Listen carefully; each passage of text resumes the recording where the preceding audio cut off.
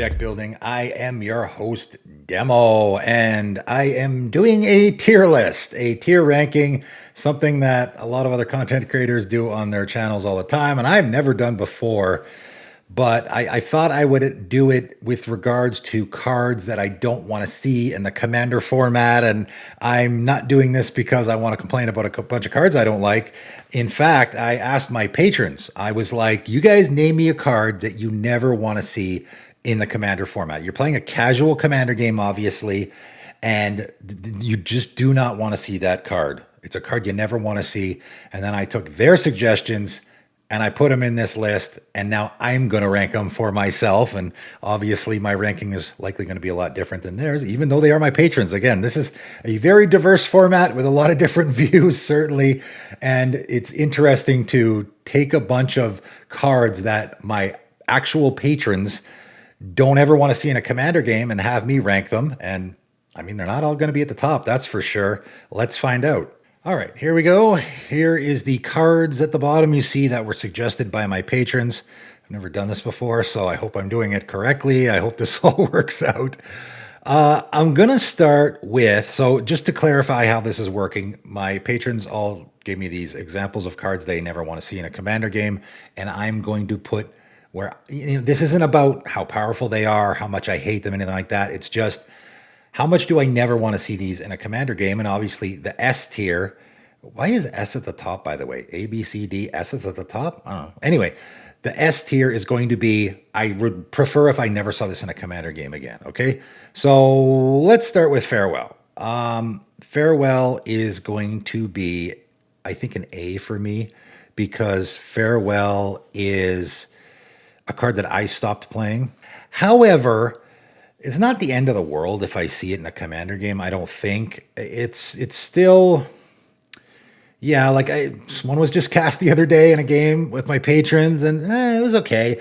You need board wipes. People don't play enough removal, so I'm not like, it's not the end of the world when I see a Farewell in a game. However, it really is. It's almost an oppressive board wipe, right? That's how I see it. I see it as an oppressive board wipe because it really just wipes everything away. I think almost every single time I see it cast, all four modes are cast. I wouldn't quite say I would never want to see it in a Commander game. I wouldn't be sad if I never saw it again, but I'm not going to say I would never want to see it again. It does serve its purpose, obviously. While we're on the topic, let's do Cyclonic Rift, and I'm going to put that in the same tier, but below Farewell. That's right. For me, I would actually rather see a Cyclonic Rift in a Commander game than a Farewell. For me, it's just less damaging. I know people always give the scenario of Cyclonic Rift and then they untap and win on their turn. Okay, I mean, when is that happening? Unless it's already practically the end of the game, then who cares if it happens then? Other than that, I'm not sure what the scenario is there. Yeah, I get that it's one-sided, but it just is way less damaging. The cards that get exiled with Farewell, I'll never see again. Whereas with Cyclonic Rift, I mean, again, it doesn't hit my graveyard. So if I'm on a graveyard deck, I could care less. And with any other deck, usually, again, unless it's just game over, I'm usually just going to unload my hand on my turn. I don't take that big of a hit, right? If I'm just thinking, what card do I not want to see in a Commander game?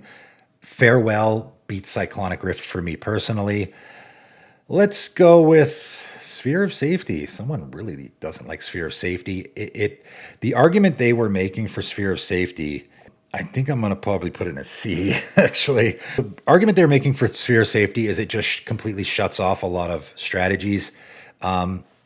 Removal wins games, right, guys? This is why I say all the time, you just have to have removal. If you're in a mono red deck and you're attacking, I don't know what to say. Like, you have a couple options, but yeah, it can be really, really tough. And Rest in Peace is another one that I don't have on this list, but you can make the same argument of it just is this hate piece that just completely ruins a certain strategy. And if you're in a graveyard deck, good luck even playing your deck. Yeah, you're right. And if you're in a tacky theme and someone's got a Sphere of Safety, it makes it really difficult for them to do anything against you. You just got to play removal, right? That's why I don't love playing red, because it doesn't deal with enchantments.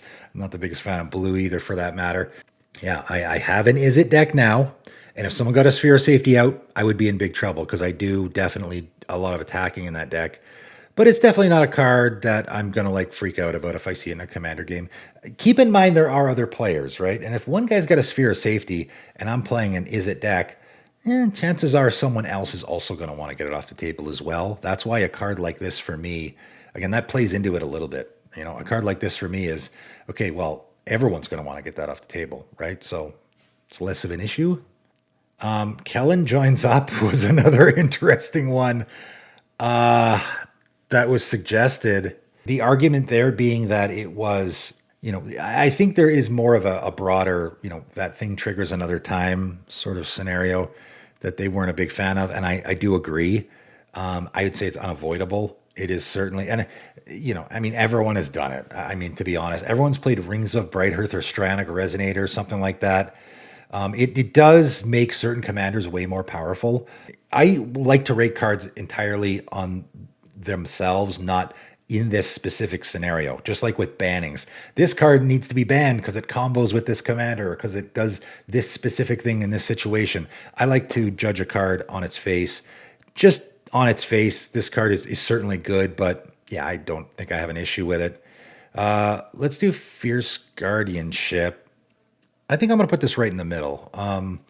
I know a lot of people really hate the free counter spells. There already was free counter spells in the format before Fierce Guardianship came along. There was a few, some would say even better options because, of course, Force of Will or a Pact of Negation will counter anything, whereas Fierce Guardianship only hits non-creature stuff. I mean, you don't have to worry about it hitting your commander, right? I can very easily cast my commander. Fierce Guardianship won't do anything there, right? So, although I would say definitely if I had to choose between countering a creature or non-creature, I choose non-creature. Usually, I mean, just have to look at the cards that are already on this list. As I say all the time, the non-creature spells is usually the one you want to be hitting because, of course, Fierce Guardianship hits everything that's already on this tier list. For me, when I first saw this cycle in general, and particularly Fierce Guardianship, I was a big fan of it when it first came out because it was, for me, I thought it's a great way to protect your commander. That's how I saw it. I can cast my commander, I can tap out casting my commander, and I don't have to worry about instant speed, targeted removal, because of course Fierce Guardianship is a free way to protect against targeted removal on your commander. That's why I liked it. Flawless Maneuver also, less so, but also Flawless Maneuver. So I put Fierce Guardianship in a few of my decks for that reason, because I thought it was a great way to protect your commander. It's kind of funny. It obviously is a really powerful card, and it's maybe one of the best counterspells in the format, but at the same time, it's absolutely terrible if your commander's not in play. It's a 3-mana negate if your commander's not in play. So there is that, right? And in fact, I played a game recently where I knew my opponent had a Fierce Guardianship in their hand because they had like flipped it off the top or something. And before my turn, I did something. I can't remember what it was, but I did something to get their commander off the battlefield. I think I bounced it. And they let it go. They're like, okay, fine, no big deal. But the only reason I bounced it was because, of course, I wanted to do something on my turn. And I didn't want them to be able to counter it because they were tapped out. So I knew without their commander on the battlefield, the Fierce Guardianship was no longer free. So it was win-win for me. They could have countered the whatever I was doing, but now the Fierce Guardianship's gone, and then I'm free to do whatever on my turn. Or they can let their commander get bounced to hand, which most people probably would, I would imagine. And then now the Fierce Guardianship's not free anymore. So it was a win-win scenario for me. So it's definitely powerful. It's definitely good. I mean, I almost want to put it even in a C. It certainly is. We'll leave it in B, right in the middle. Notion Thief, and a card that gets brought up all the time by me because everyone's like, you have to ban Hull Breacher. And I'm thinking, isn't Notion Thief just better? People will always bring up the fact that it's one cheaper and it's not two colors, but okay, so what? It's the fact that it's one cheaper is not that big of a deal. We're playing Commander here, guys. You always have tons of mana in play. And also the fact that it's two colors is completely meaningless because it fits in the deck where you're using it, right? So, I mean, yeah, Hull Breacher can fit in more decks, but does that make it more good? It makes it more playable, but it doesn't make it better. It just makes it so that you can put it in more decks. So, I don't know, maybe that's the reason people just saw it more, right? So, for me, Notion Thief is I'm going to put it right up here in the A. It is maybe worse. I don't know. Like, is it not better to draw cards than to get treasure tokens? I always thought that Notion Thief was an awful, awful card. It's so weird that nobody ever complained about it. And then Hull Breacher comes out and everyone complains about that. And I'm just thinking treasure tokens are nice, but card draw is so much better. Like somebody Notion Thieves and then casts a wheel and they get a bazillion cards and everyone else discards their hand. That's like game over, in most scenarios. And in fact, the Notion Thief Wheel of Fortune thing was something that's even played in CEDH a lot. So I don't know. Again, I don't. Well, we'll stay away from Hull Breacher. Just as far as Notion Thief goes, it's definitely a card that I really don't want to see. In fact, I'm gonna put it maybe even above. Oh, I'm gonna put it way up here. Yeah, because it's not only is it preventing you from drawing. Again, I don't want to do that. What if my opponent cast a wheel? There are those scenarios, but just on its own. On its own, it is not only not letting me draw cards, but it's have a huge, massive advantage for my opponent as well. It's really funny that people don't complain about this card that much. Another really funny one here is Toxrill. And again, I'm glad I asked my patrons for these suggestions because a lot of these I never would have thought of. But man, they're not wrong. What is it about this card? It's just so nasty. I don't think it's up there with Farewell and Cyclonic Rift, so I'll put it here, but I actually think I'm going to put it above Fierce Guardianship. There's just something about Toxrill, and it's funny when that card came out. Everyone's like, hey, a Slug Commander, isn't that funny? And I even did a deck tech with it on my channel because I just thought it was a kind of a goofy commander. In fact, it's maybe my most viewed deck tech on my channel because, of course, it became a really popular commander pretty quickly because everyone realized how powerful it was. And it also became a popular 99 card because it was just a great kind of finisher. Not so much a finisher, but it just so easily wiped all your opponent's creatures away. It was like an Elishnorn. It was sort of like an Elishnorn effect, except maybe better. Is this better than an Elishnorn? It's crazy. It's a card that when you first see it, you don't realize. It's one of those cards that when you see it actually in action, you're like, holy F. Does that thing ever demolish the board? Not only does it demolish the board quickly, but it's also cranking out slug tokens for you, and it's also card draw. Like it's just doing so much. I honestly think it's better than an Elishnorn. I think in most situations it is. It is a pretty crazy card, and I don't love seeing it in a commander game. I'm not going to freak out about it. Again, B tier for me is a card that you definitely I would prefer if I don't see it in a commander game, but I'm not going to be upset if I do. It's clearly a casual commander card. That's right. I think Fierce Guardianship is a casual commander card. Okay, let's get to something that I have complained about an absolute ton. And I've got a couple of them here. So I got Possibility Storm. And I purposely grabbed three. Again, these are my patron suggestions, but I grabbed three here because they're all slightly different than each other. And they're all fit into the same sphere, but are doing something a little different, which is the chaos thing. For me, Possibility Storm is going to be up in the A tier. It's definitely a card that I wouldn't miss if I never saw it again. It's not the worst, though. It is still allowing you to do stuff, and you can work around it. Although, man, it really does screw with you. That's the one thing about Chaos I don't love, is it just completely screws with your game plan. But also, in the case of a Possibility Storm, it doesn't allow an easy solution. And in fact, I'm going to put this at the top of A because Possibility Storm, you really just have to get lucky. I cast an instant, and then I flip an instant off the top, and it happens to be my Nature's Claim, so I can destroy the Possibility Storm, right? It's so hard to get off the table for that reason. That's why I really, really don't like seeing it. But even worse is Scrambleverse, and this is going to be my first card that goes in S. The big thing here is it doesn't matter what I did in my deck. That's the part that I hate most about Scrambleverse, and to a lesser extent, Possibility Storm. It doesn't matter what my deck is doing, right? Unless I have lots of counterspells so I can counter this. Once somebody resolves a Scrambleverse, it literally doesn't matter what my deck is doing. The game is just it's just literally throw the game into a blender and let's see what happens. And if you like that kind of thing, fine. And again, chaos, real true chaos for me is as a lot of other people have said, a strategy that you have to announce to the table. That's a 100% a Rule Zero thing. I have a chaos deck, or even I have a Possibility Storm in my deck, right? If I'm playing against a Mishra deck that usually plays Possibility Storm because it actually works there, then I'm going to know, right? If someone brings their Mishra deck, I'm going to right away be like, do you have Possibility Storm in there? And if they say yes, I might not want to play with them. Or maybe like, what deck? Again, that's the problem with Chaos, right? It's like, I don't have a deck that fits playing against the Chaos deck. So maybe what deck would I play against it? I don't know. I guess I would just play a deck with lots of counterspells. That's really the only options I have. Or a deck where I'm attacking a lot because then it doesn't hurt me as much. With Scrambleverse, there is no deck that I can play. That what deck is good against Scrambleverse? There's no such thing because it's completely random, right? It is, yeah, maybe if I had to pick a card that I never want to see in a Commander game, that would be it for sure. Warp World, however, I used to talk about Warp World and Scrambleverse in the same sort of vein, although they're not really. And it's funny because I came across the Warp World Monkey Cage combo that I thought was so funny. And I thought, the more I thought about it, the more I'm like, wow, Warp World's actually not that bad, right? Because it doesn't scramble everything up. It is random. It is a little chaosy, but not that much.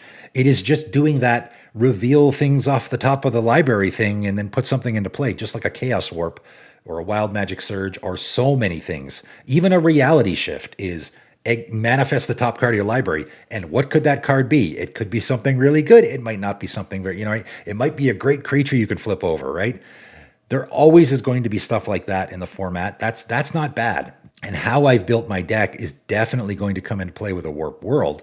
And in fact, I have softened on this card so much. Again, it's nothing like those other two. I'm putting it way down here with C. I don't want to be seeing this a lot. It is a ton of work, but I've gotten to the point now where I actually have this card in the deck.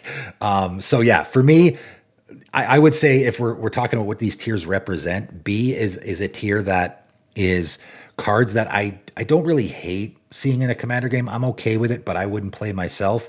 C is probably a tier where I definitely understand why people don't like them, but I still would play it in my deck. Like I would play a Sphere of Safety if I was playing an enchantment deck.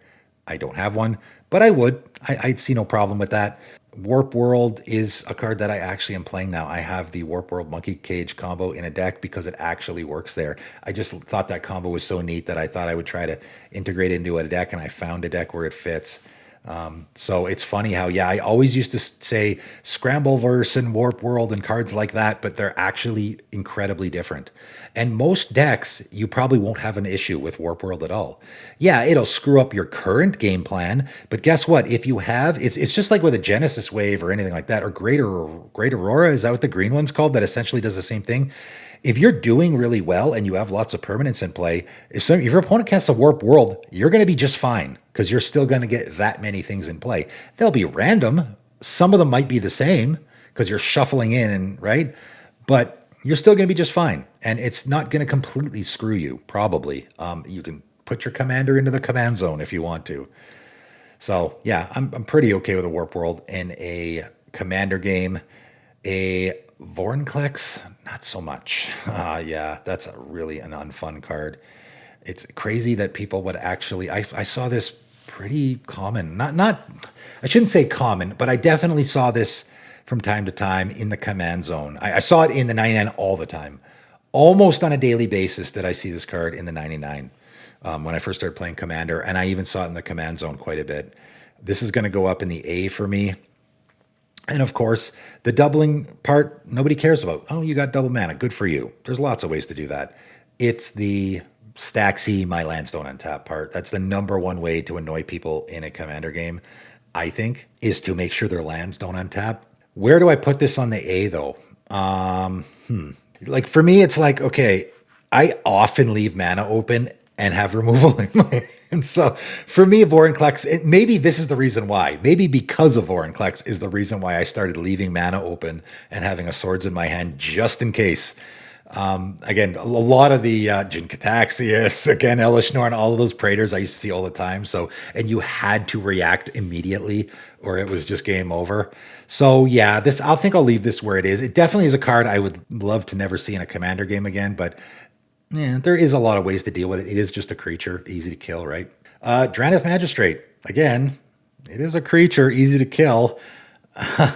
And this is a card that, man, a lot of people would love to see banned in the Commander format because, of course, it goes against, sort of the fundamentals of the Commander format, not allowing you to cast spells from the command zone.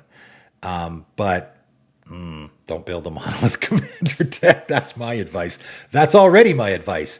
And if you're not building a monolith commander deck, then you don't really care if the Draneth Magistrate is in play. I mean, you probably don't love it, but it's not going to end the game. It's not like a rest in peace against the graveyard deck, right? If Draneth Magistrate is the same as a rest in peace against the graveyard deck for you, maybe rethink your deck. Seriously, I'm being dead serious when I say that because, again, all I have to do is, so now I just have to kill your commander a few times and your deck does nothing, right? On top of the fact that it's just a little creature with no protection at all. It's super easy to remove. And on top of that, just like the Vorinclex, all three opponents are trying to get it off the table, right? This is the reason I don't play Grasp of Fate, is because I'm just making it so that three people are targeting my one permanent and desperately trying to get it off the table, right? So for me, Draneth Magistrate is, I mean, it's a kill on sight card for sure, but it's really, I mean, a lightning bolt kills it. And all three players are trying to get it off the table. So it's probably not going to stay there very long, in my opinion. Yeah, I really don't have a problem with it at all. I might put it here. I think. Yeah, it's funny. This is definitely one that a lot of people, they would love to see it banned in the Commander format. And I'm like, totally okay with it. Again, I've also moved more into the method 2 way of deck building where I probably would be fine not having my commander in play for the entire game. Certainly I would be okay with having my commander not in play. Again, this only works if your commander is currently in the command zone. If someone plays this on turn 2, it's like, okay, I'm not going to cast my commander for like 3 or 4 turns anyway. There's no way that thing's going to be around. So it really is only really bad in the situation where you haven't cast your commander yet, it's still in the command zone, and you need to cast it right away.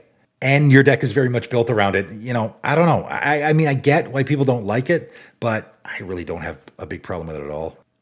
Gary, yeah, it's funny. We were just talking on the Discord the other day, or in an actual game, because someone had cast this, and I don't know if they won the game, but they came pretty damn close. Like it accelerated things very quickly. And it's funny how when people talked about Primeval Titan and Primeval, oh, you have to blank it, recur it, copy it, all of that, take all those arguments about Primeval Titan and apply them to Gary. Gary just wins the game. It's not just putting lands into play, it's winning you the game. Every time you blink it or recur it from your graveyard, which of course black can do really, really well, or whatever, copy, clone, blah, blah, blah, blah, it's straight up winning the game. And in fact, just like the Primeval Titan arguments that people make all the time, it literally, the game I was playing in, it became about this card. Another guy copied it and got his own Gary, even though I don't even think he was playing black, right? It really did, because this effect is so powerful. Again, this is another card just like Notion Thief that I can't believe people don't complain about. It is such an easy way to close out the game. And it is, not only does it drain your opponents, but you gain a ton of life as well. I think the person who played it they were very low on life. I'm sure we've all seen this before, and they just gained a ton of life. Pretty sure they won the game because of it. It is a card that I don't play anymore. It falls into the middle tier here for me. I'm not going to cry if I see it in a commander game. Certainly it's a commander staple that you're going to see in games from time to time, but I don't play it myself. It's a bit too, my Rona deck used to be a Dimir Blinking deck. And I thought, hey, Dimir Blinking deck, that's kind of unique. What the deck ended up becoming is I get my Gary out and then I blink it and create token copies of it. It literally was the way I won every game. And it's one of the reasons I took that deck apart, because it just came boring. Here we go again, doing this thing. And everyone's like, oh, wow, you're blinking your Gary, real original, right? So I would probably even put it above Fierce Guardianship. Yeah, that looks like a good spot. Yeah, let's put it there. Joda, the 5-color Cascade Commander. Yeah, what could go wrong? It's certainly really powerful. Again, to me, this falls into the same category as Vorinclex. In fact, I would rather see a Joda than a Vorinclex. Wouldn't you guys rather see a Joda than a Vorinclex? Because Vorinclex is going to make it so that you can't tap your lands. I mean, your lands aren't going to untap. For me, it's all about answers. You got to have answers in your deck. And if I can't tap my lands, then that really pigeonholes me on the answers I have. With Joda, he's not affecting me at all. Yeah, it is really powerful, but he's not doing nothing to me. I can still tap my lands. I can still cast spells. I can still kill your Joda. So it's definitely a powerful commander. Yeah, I actually think I'll put it here. I think I'll put it here. In fact, I'm putting it below Toxrill. Again, what would you rather see in the command zone? A Vorinclex, a Toxrill, or a Joda? Vorinclex and Toxrill are going to stop me from playing my deck. It's going to tap all my lands and it's going to kill all my creatures. Joda's not going to stop me. That's the biggest thing I'm concerned about. Are you just not letting me play Magic? Right? Joda is powerful, but it's not going to stop me from doing anything. And I got lots of removal in my deck. Expropriate. Yes. Famously a card that I hate. It's definitely going in the A tier. It's just maybe the most unfun generic win con there is in the format. That and Exsanguinate, Torment of Hellfire, those cards that, they don't really fit any theme. It's just a big, expensive card that you cast and then win the game.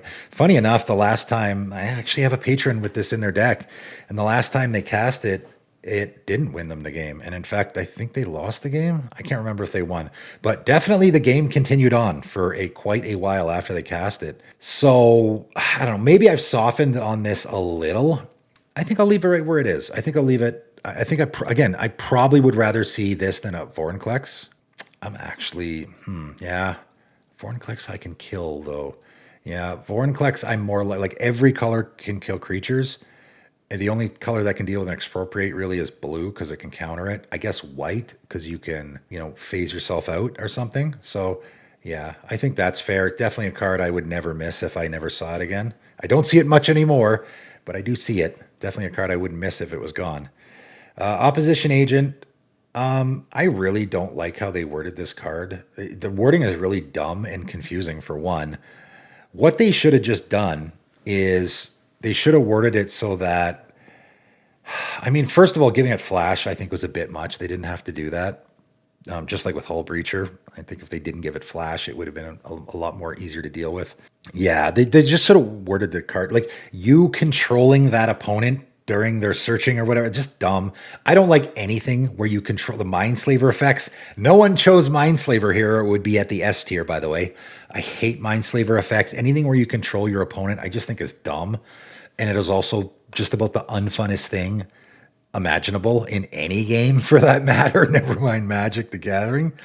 So that part alone, I don't see this card that much, but I'm trying to be unbiased, so I think I will stick it up here. I definitely would prefer. I definitely wouldn't play it. Yeah, and as you can tell, like none of these cards do I play. Nothing in the A tier do I play. Nothing in the B tier do I play. I definitely have never put Opposition Agent in the deck. I don't hate it though. I think having that, for all the people that hate tutors, they probably love Opposition Agent, right? So having an effect that is going to, all you guys that hate, I'm going to Vampire Tutor, I'm going to be Demonic Tutor. Okay, here's an answer to that, right? If I have 3 mana up and I'm in black, my opponent has to worry about that now, right? So I kind of like that cards like this exist in the format. That's all I'll say. I don't love it, but I like that it exists. And save the best for last, Teferi's Protection. This, I think, is going to go up here. Funny enough. Maybe not. Maybe that's being a little extreme. I really just am so tired of this card. There's very few cards in the format for me that, again, give me that, just that disheartening feeling like I tried so hard and I did so much and it was all for nothing. It's just all my effort was just completely wasted. The same kind of feeling that people will get from Counterspells. This is like that on steroids or something, right? It's just like, because it deals with a Counterspell deals with specific things. This deals with so many things. Oh, you're trying to remove my stuff. I'll phase it all out. Oh, you're trying to exsanguinate me or deal me a bunch of damage. I'll just protect my life total. Oh, you're trying to, right? It is literally an answer to just about everything.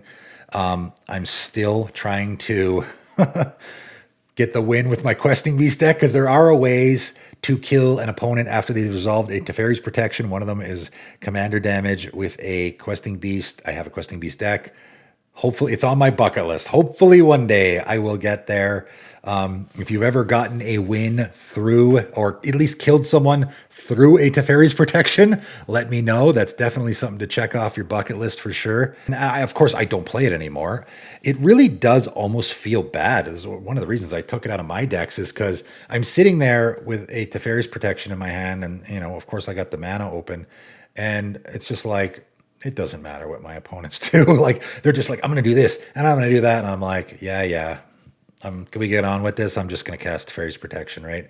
For that reason, I don't love it. It's just a kind of a feel bad card, to be honest. And again, it's funny because I just loved this card when it first came out and I played it in all my decks, and now I don't play it at all. I really don't like it. I don't think I'll put it in the S though.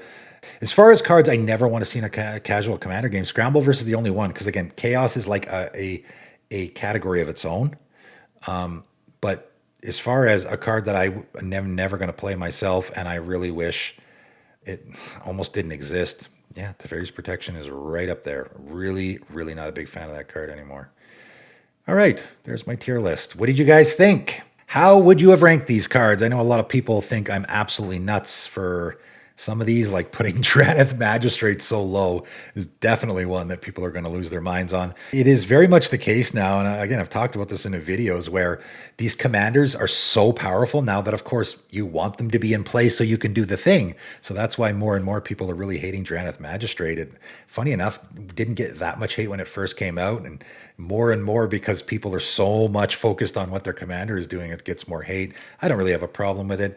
As you can tell, I really don't have a problem with most of these. Like, again, the only cards that I absolutely don't think should be played in a commander game are, I guess, only Scrambleverse. The ones in A tier, yeah, certainly they're all nasty cards that I would prefer not to see, but if you played them, you'd probably get a groan out of me. I'd be like, oh, Cyclonic Rift, or oh, Farewell, right? Oh, Vorinclex. But that's it, and I would just continue playing. I would roll with the punches. That's what we should be doing anyway in the game of Magic, right? So you guys let me know in the comments below how you might have changed my ranking. I'm sure there will be lots of comments about that. That is it for today, though, and thanks for tuning in.